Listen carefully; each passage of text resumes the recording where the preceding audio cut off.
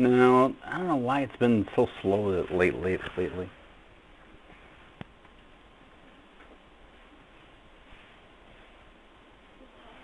All right, we'll just do it like this. It'll work just as fine. So let's go back and review some of the cardiac anatomy that Lori had covered last semester with you.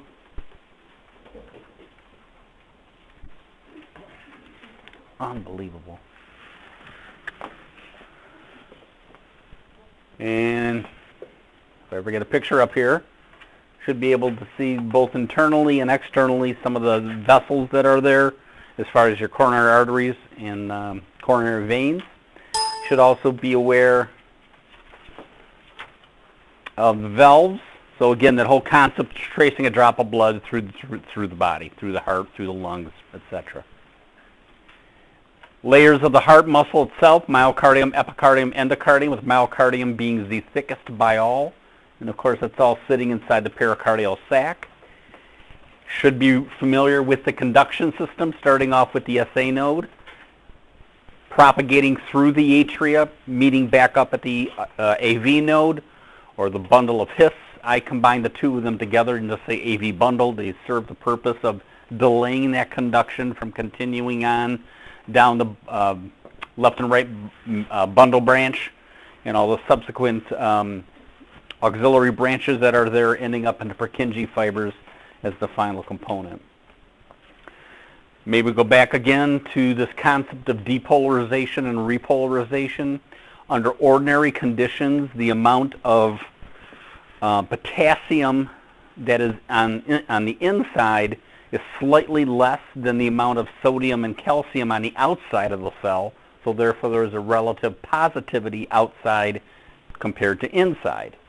During this process of depolarization, we have sodium and calcium rushing into the cell and potassium rushing out of the cell, so there's an exchange, which then leaves the cell in a relative negative internally when we end up having it fully depolarized. Then there's this repolarization process where it just reverses itself. It's this polarization and depolarization of the atria and the ventricles which create our ECG tracing. And if you need a review on that, if that was all French to you, sucks to be you. No, just kidding. But go back and look at 1050. Typically, we do continuous monitoring of the ECG in the ICU using what is called an oscilloscope, which basically just gives you a visual depiction of the change in electrical activity. That would be the depolarization and repolarization of the various chambers. It's connected to a cable and some lead wires, which then are connected to electrode pads, and we can generate a tracing called a cardiograph if need be. It's kind of a ugly looking picture of this whole process.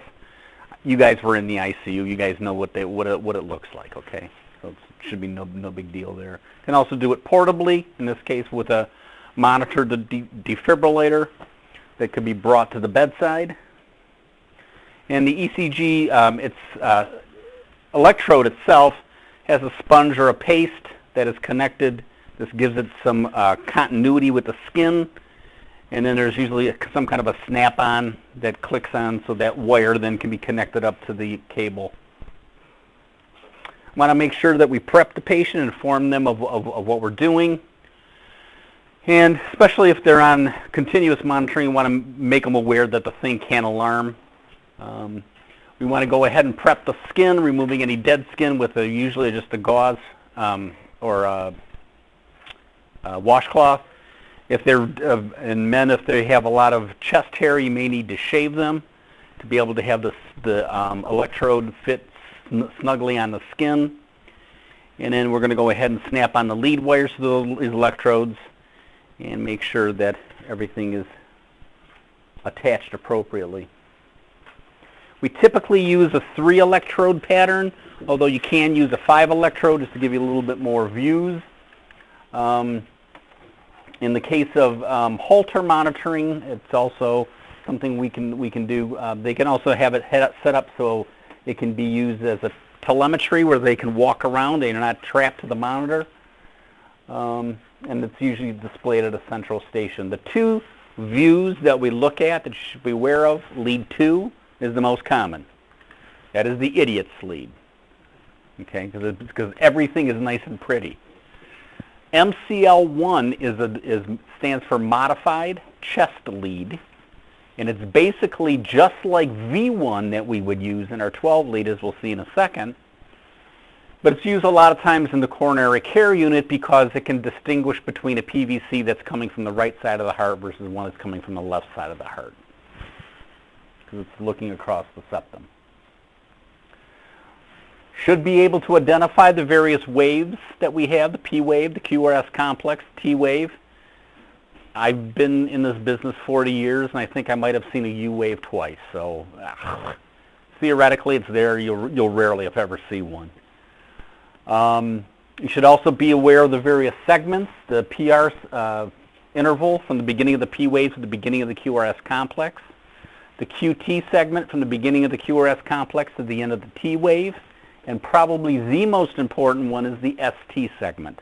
The ST segment runs from the end of the QRS complex to the beginning of the T wave, and as that drawing shows, it's usually isoelectric. What the hell does that mean? That means that it's an even line going across. So if I trace it from the beginning of the P, before the P, the PR interval, or PR segment rather, and then the ST segment, those should all be on the same line.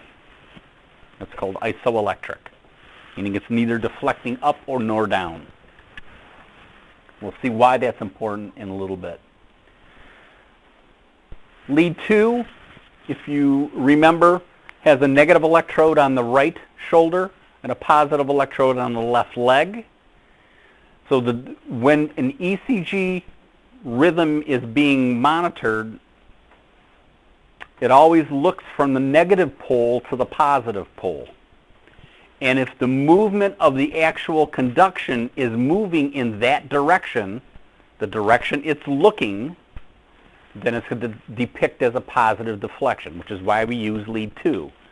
That ECG conduction through the heart starts in the sinoatrial node, which is in the upper right corner of the right atrium, continues through the AV bundle down through the rest of the heart. So that's why we end up seeing, since the current is moving in this direction, watch me, and this lead is looking in that direction, we have nice big P wave, QRS complex, and T waves. Make sense?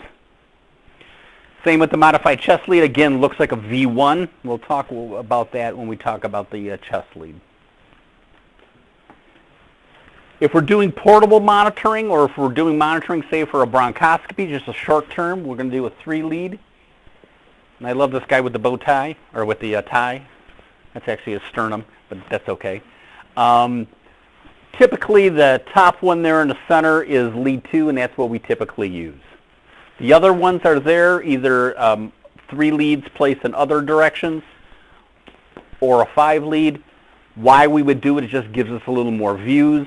In most cases, clinically, we just use 3 leads for short term. You can pick up everything you need from lead 2 for the most part. Remembering how the leads go, and this is when we're talking about a 12 lead, we're going to place 4 limb leads. A white one, a black one, a red one, and a green one. Remember back to apnea monitoring, what was the rule? White on the right, black on the left. Same thing is true here. White on the white on the white shoulder, if I'm wascally wabbits, white on the right shoulder, black on the left shoulder. And if you remembered that the white represents snow, and the snow is always over trees, that must be a green electrode on the left foot. The right foot. Where black represents smoke, it's over fire. And the brown in the center represents chocolate, and everybody loves chocolate, and it's dear to their heart. It's a stupid thing, but if it'll help you remember where the leads go.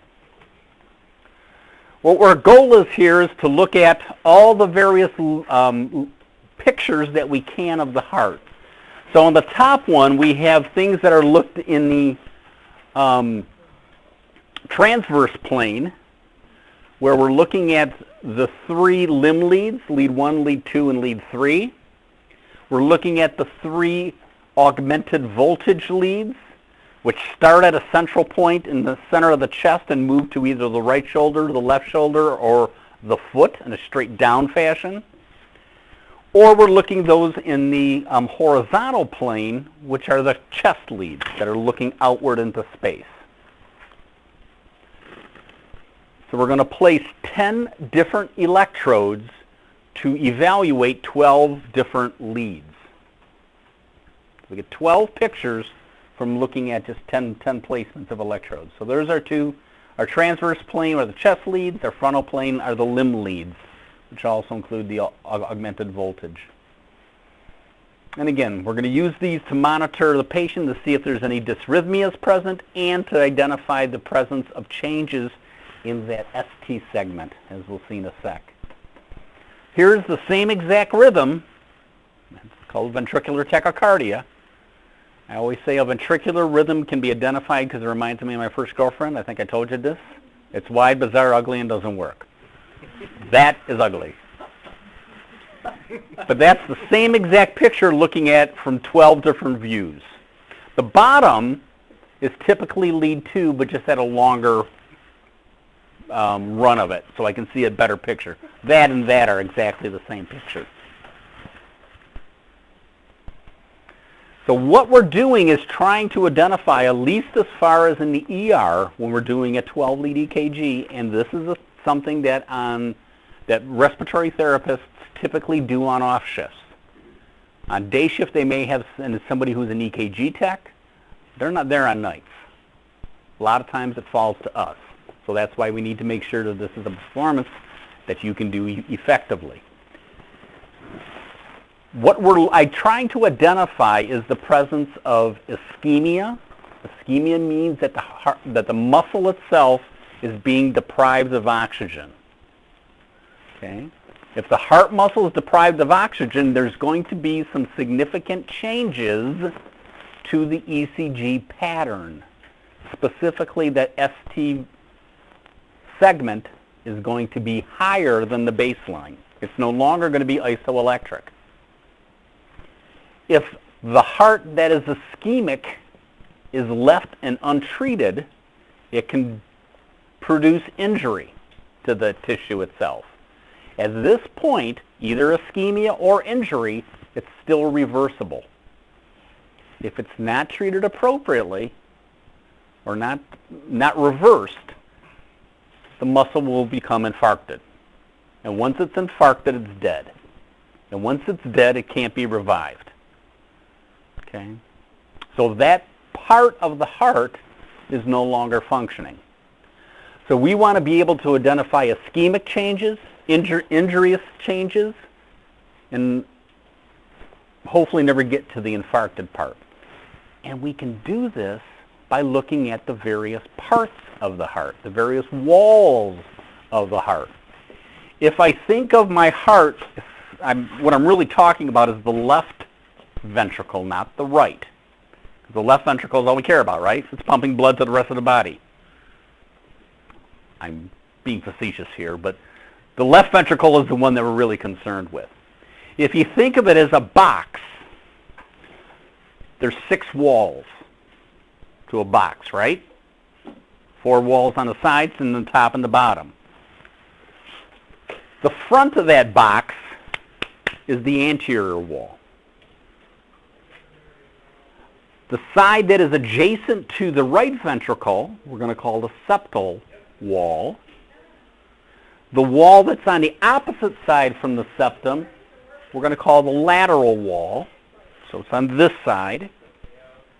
Then there's a bottom portion to that, which we're going to call the inferior wall. And there's a backside, which we're going to call the posterior. So those 5 walls could become ischemic, injured, or infarcted. And we want to be able to identify where it's at. Okay? Now, why don't we talk about the top, the superior portion? Well, that's your valve. There's not really a wall there, right? You either have one of your atrioventricular valves there. By looking at a combination of the different leads and seeing ischemic changes, I can say this part of the heart is becoming damaged. Now, if I'm looking at things that are pointing towards the bottom, okay, so where does lead 2 look? Lead 2 is negative on the right shoulder, positive on the left foot. So it's looking this way. Lead 3, where is it looking? Negative on the left shoulder, positive on the left foot. It's looking that way. AVF, where is it looking? Center of the chest, straight down. So all of them are pointing in that downward or inferior position. Therefore, if the inferior wall is the one that's damaged, they'll have changes in 2, 3, and AVF. If I have damage to my anterior, and that's the worst one, because the anterior wall is the one that generates the most pressure to be able to create a systolic blood pressure and pump blood to the rest of the body. They are these two, the V3 and V4. V1 and V2 is septal, and V5 going this way, V6, and anything that looks to the left. Lead 1, lead AVL. They'll see changes there. Now, right now you're going, Rick, what the hell are you saying? I don't understand this. We'll come back through it. Okay? But this is the essence of why we're doing a 12-lead EKG, is to be able to identify what part of the heart is being injured. Now, this slide, which I think I blew up for you at the back, but maybe not. I'm pretty sure I did, though. Kind of goes through that exact thing, talking about the position, where the location of the injury is, what leads are indicative of changes, and then we're not going to worry about it just yet, but which coronary artery feeds that part. Because the right coronary artery, for instance, feeds the inferior, but it also feeds the posterior wall as well as the right ventricle. The left anterior descending feeds the anterior wall. The left circumflex feeds the lateral wall. What the hell is he saying? Right now, I don't care that you know about the vessels. I would like you to know lateral, inferior, septum, and anterior, and what leads they're looking at. Now, the third column, reciprocal changes, but basically is saying it's kind of a mirror image. And I'll show you what that means in a sec. Here's a nice picture. This is, again, out of the text that the second years will be using, because they'll cover 12-lead EKGs very intensively, again, the very final semester. But notice the color, all pertaining to a specific part of the heart, the lateral wall. Here, 2, 3, and AVF showing the inferior. So it kind of drives home the point of what we're looking at. And this one is showing where these appear on the EKG. Okay, because your EKG is set up, it's standardized so that 1, 2, and 3 are in the first column. AVR, AVL, and AVF are in the second column. V1 through V3 in the third, and V4 through V6 in the fourth. So this is what you're looking at. What do you notice on the circled ones? Where's that ST segment? Is it at the baseline? Or is it elevated? Can you see how this is no longer coming back to this baseline? It's hanging up there. That's telling me that there's some ischemic changes going on. Where is the ischemic changes? Lead 2, lead 3, and lead AVF. What part of the heart do those 3 go with? Just was 2 slides back. The inferior wall. So this is the signs of an inferior wall. This is a depressed ST segment. That's not what we're looking for. We're looking for elevated. Those are what we will call reciprocal changes. So it only shows the injury, ischemia, or infarction in the leads respective to that part of the heart. How am I doing? Sure, Rick, whatever you say. So let me just kind of go through whole term monitoring, and I think we'll take a short break after. It's only a few slides. So a whole term monitor. Has anybody ever had a whole term monitor placed on them? What was it?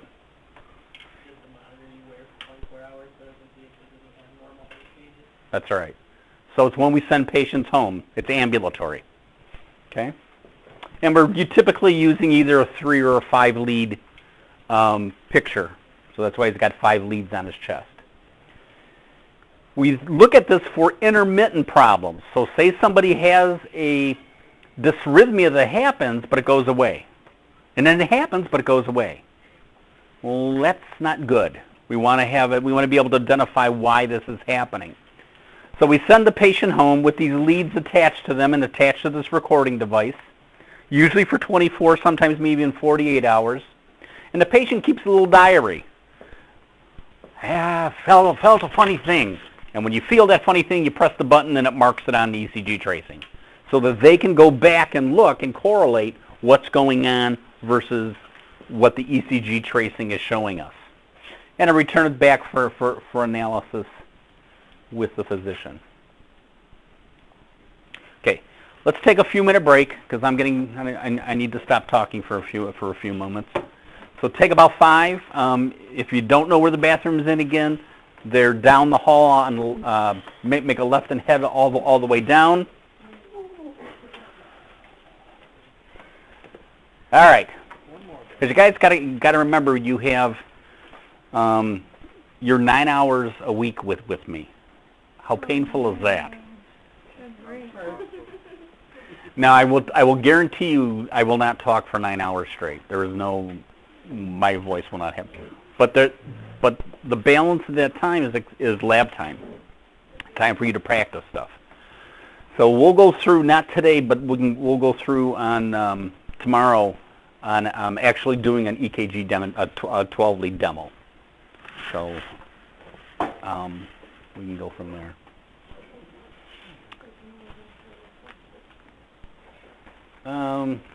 There's no optional videotape. There's 2 different units we have.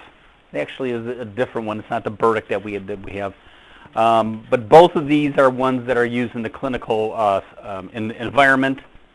And they work really, really similarly as far as how you type in patient demographic information.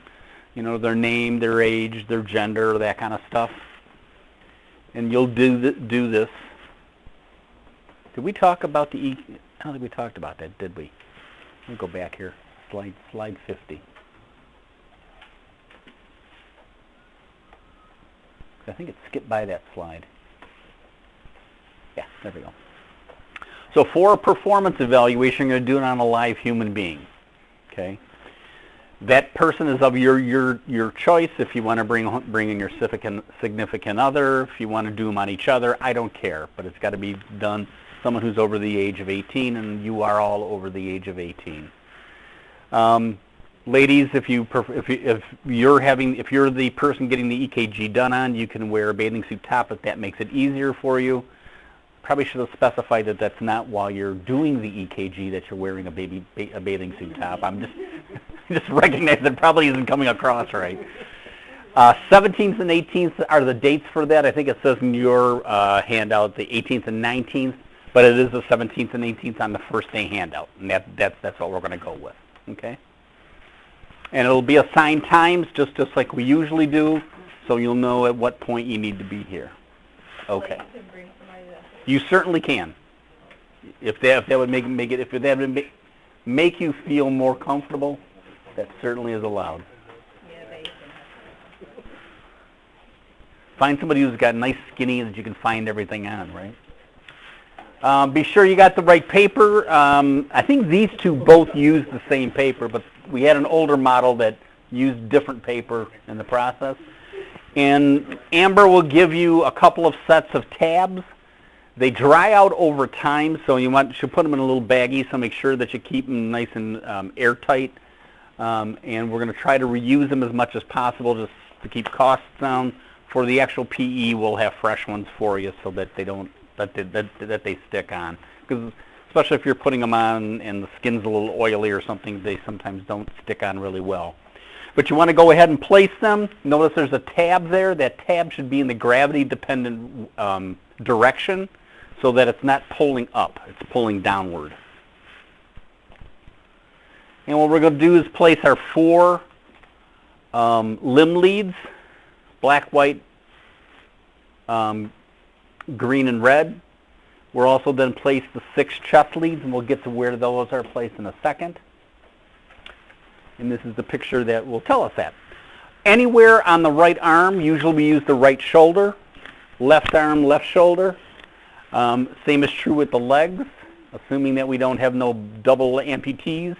We can put it anywhere on the leg. Usually we use the ankles because that's the easiest access that we end up having, or the inside of the calf. And then the chest leads themselves, you take a look at the patient and you want to find the 4th intercostal space. Well, if you remember, the first rib you palpate is your 2nd rib. Your first rib is actually tucked under your clavicle. So the first space you feel is the 2nd intercostal space between the 2nd and 3rd rib. Go down 3rd intercostal, 4th intercostal. And you're going to place V1 and V2 on either side, 4th intercostal space, either side of the sternum. V1 is on the patient's right, our left side of the sternum. V2 is on the patient's left, our right side of the sternum. Good God in heaven. We skip V3 and we go to V4. V4 is into the 5th intercostal space, mid-clavicular line. So you find and estimate the mid-clavicle, and you're going to place in the 5th intercostal space V4. V3 then can be placed kind of backwards, but V3 is placed midway between V4 and V2. V5 is continuing along that 5th intercostal space and the anterior axillary, and V6 is located in the mid-axillary. You're just going right along that 5th intercostal space. And our goal here is to get a 3-dimensional picture, both from the transverse plane as well as the horizontal plane. And this is our 12 lead. 1, 2, and 3 in the first column, AVR, AVL, AVF in the second column, V1 through 3 in the third, and V4 through 6 in the fifth, fourth, last, whatever. And we'll do that demo tomorrow. Now, to get a good, by the way, how many people do EKGs or have done EKGs in the past? Okay, a few of you. To do this, you need to have a tracing that has minimal, if none, better yet none, artifact. Artifact is just where you can't make out what the rhythm is because there's garbage here. Top one, I have no idea what that is showing me because all I can see is junk. Okay. Here's some artifact, not from the lead not being on right, but from the patient rolling over. I always tell the story of my dad when he was in the CCU, thought it was really funny to take his hand, place it on the lead, and shake it. It's like, don't do that. You'll just piss off the nurses, and they won't like you. You can also see some artifact here. And this artifact on the bottom, that where we see this baseline that's going up and down, is caused by the patient breathing.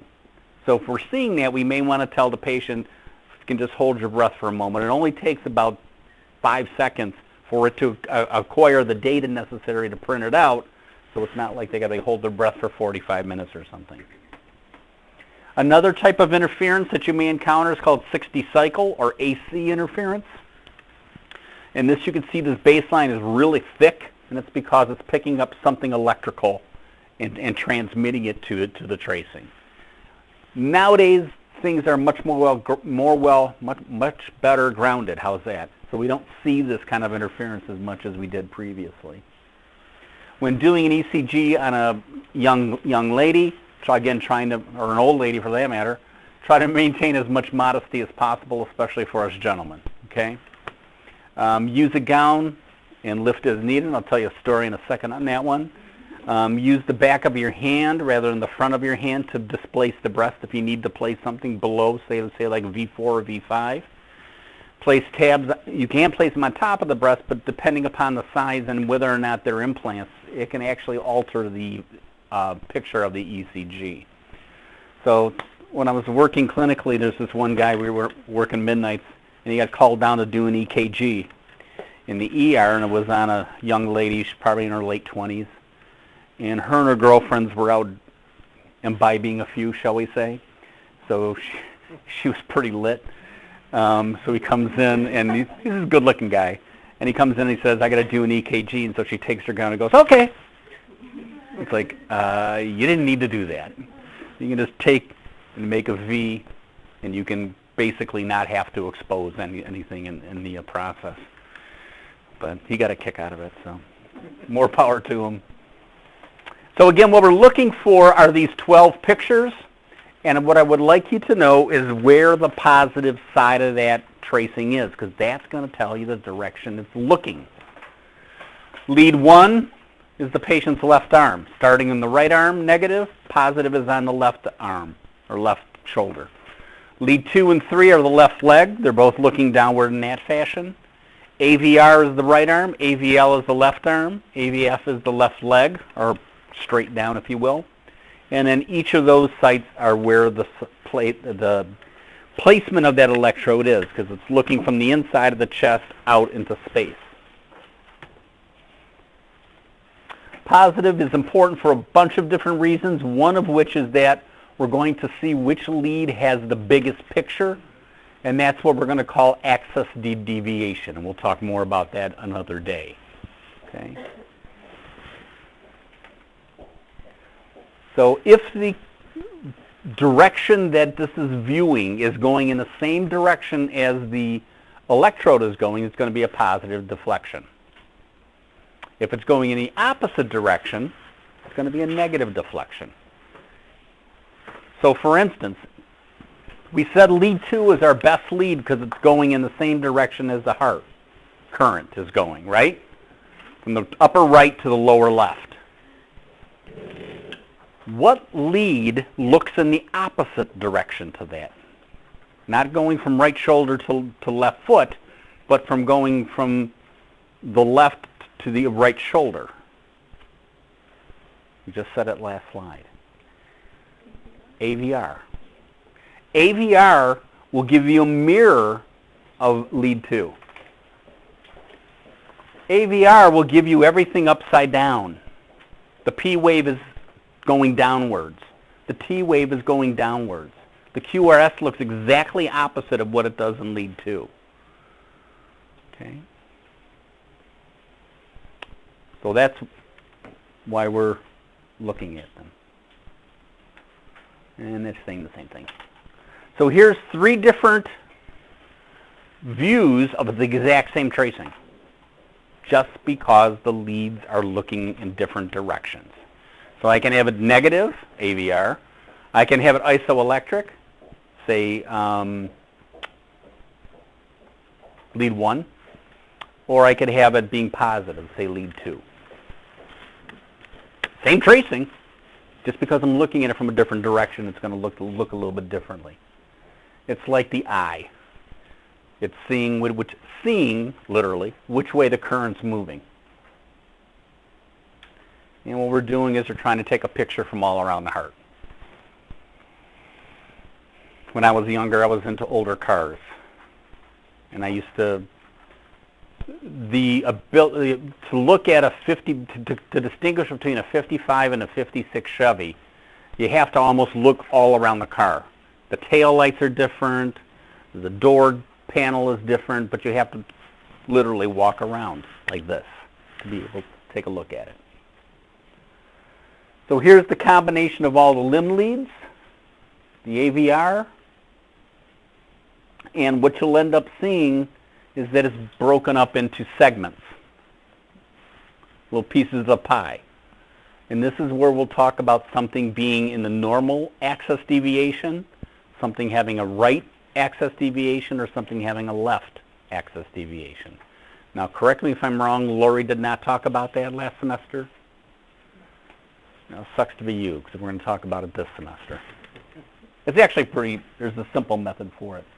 So there's our 3 limb leads and our 3 augmented voltage leads as far as which direction are looking. This nice big X Marks the spot.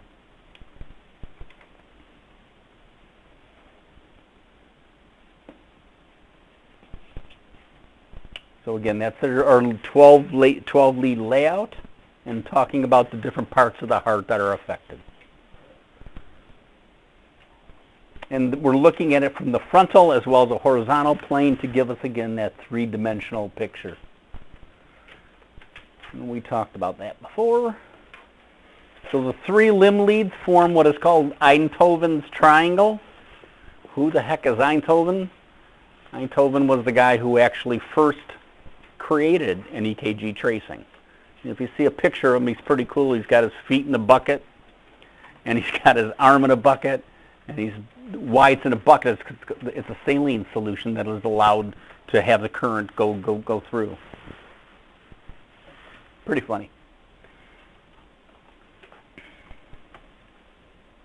So by placing those four limb leads, I'm able to get three pictures, with the right leg just being a ground to complete the circuit. So lead one we said was a bipolar, in that it has a negative pole and a positive pole, negative right shoulder, positive left shoulder, and it's looking from right to left across the top of the chest. Lead two is again bipolar, positive in the right upper, or the right shoulder, and negative in the right shoulder, positive in the left foot. So it's going in the downward to the left direction. And lead three being a positive on the left, on the foot, the left foot, and negative on the left shoulder. So going this direction. Your augmented voltage are one pole. There's not really a negative pole. It's a point in the center of that Einthoven's triangle going to the corners of the triangle. To the right shoulder, to the left shoulder, and to the foot in the downward direction in that fashion. So the triangle itself is established by the limb leads. Those unipolar are going in the opposite directions. They're called augmented voltage because it's a very small voltage that it sees, and it boosts the signal internally. There is no negative per se. The positive leads are the right shoulder and the AVR, the left shoulder and the AVL, and the foot, or basically the middle of the feet, in AVF.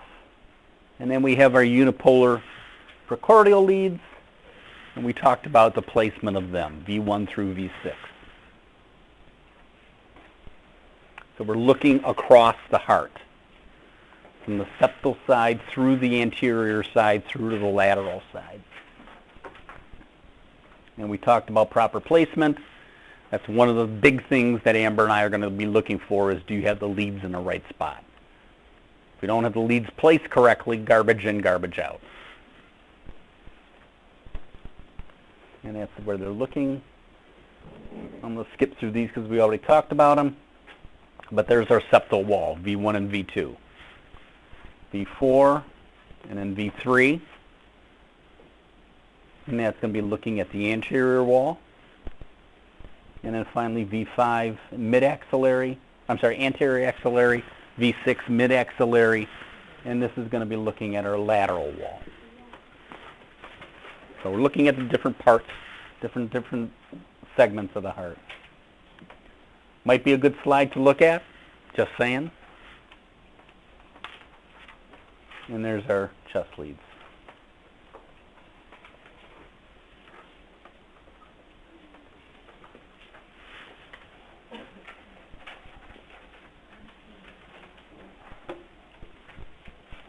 Shoot.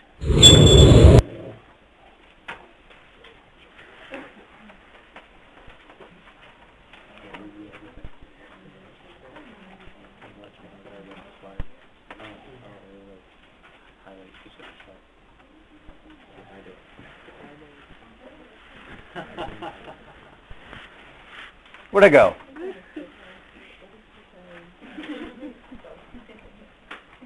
And my motto, when life gives you lemons, just add vodka. All right. A lot of material. Okay. But this is the basis upon which we need to have to go to the next step. Okay. So we'll review some of this tomorrow, and we'll go further into the 12-lead picture, and then also looking at some dysrhythmias. So some not looking PQRST, something else going on. Okay. Whatever you say, Rick. We don't have any choice in the matter anyways. Right? Sucks to be you. You signed a contract, that's right. And you're paying instead of the other way around.